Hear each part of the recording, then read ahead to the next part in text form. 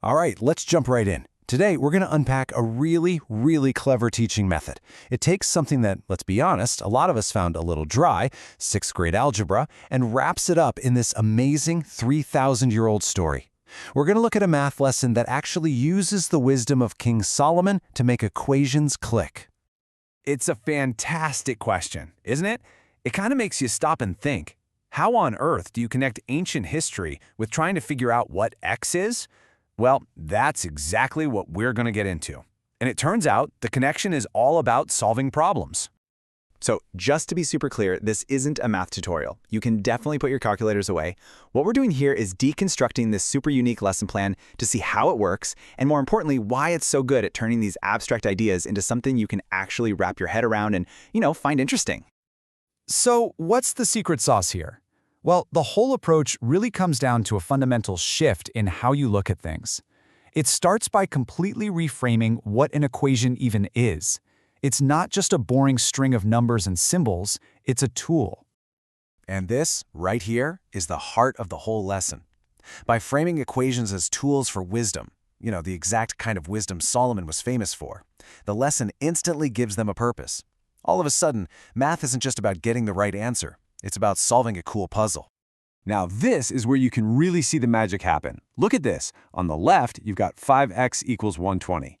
For a 6th grader, that can look kind of scary, right? But then look at the right. You've got a story, a challenge. How are you going to store all that gold? It's the exact same problem, but one version just invites you in to solve it. Okay, so let's see how this whole idea actually plays out. The lesson doesn't just, state the concept and move on. It actually walks the students through it with a whole series of puzzles, supposedly straight from Solomon's court. So here we go, our first scenario. It's simple, it's clear, and it has a very distinct goal. We have a resource, 600 coins, and we have a constraint, 4 tribes. The question is pretty obvious. How do we split it up fairly? And here is where the lesson just brilliantly connects the dots. It guides the students to translate that story into the language of math. 4 tribes, each getting X number of coins, equals a total of 600 coins. So 4x equals 600. Suddenly, the equation isn't some abstract rule they had to memorize, it's literally a model of the story. From there, solving it is just simple arithmetic. And boom, there it is. Each tribe gets 150 coins. The puzzle is solved, not just with a formula, but with a little bit of wisdom.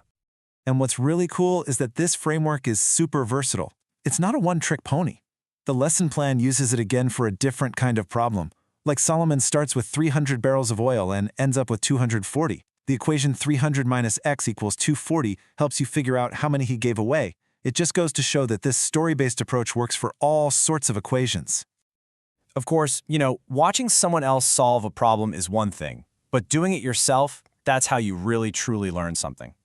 So let's take a look at how this lesson moves from those guided examples into independent practice.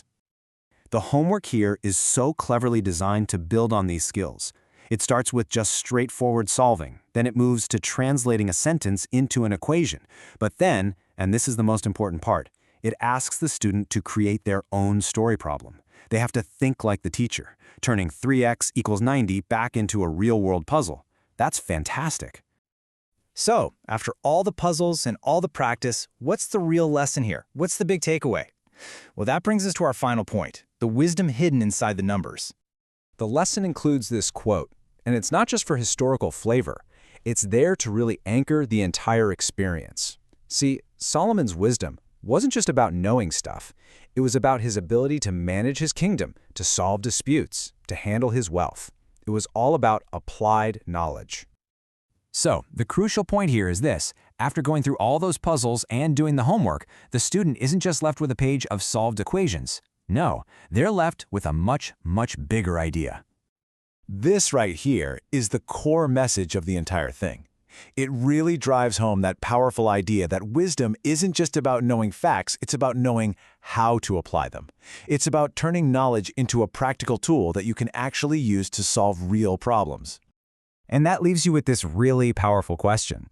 I mean, this was a 6th grade math class, but the principle is totally universal. Just imagine teaching physics through the story of building a catapult, or maybe economics through the story of running a lemonade stand. This lesson really proves that sometimes a good story can be the wisest teacher of all.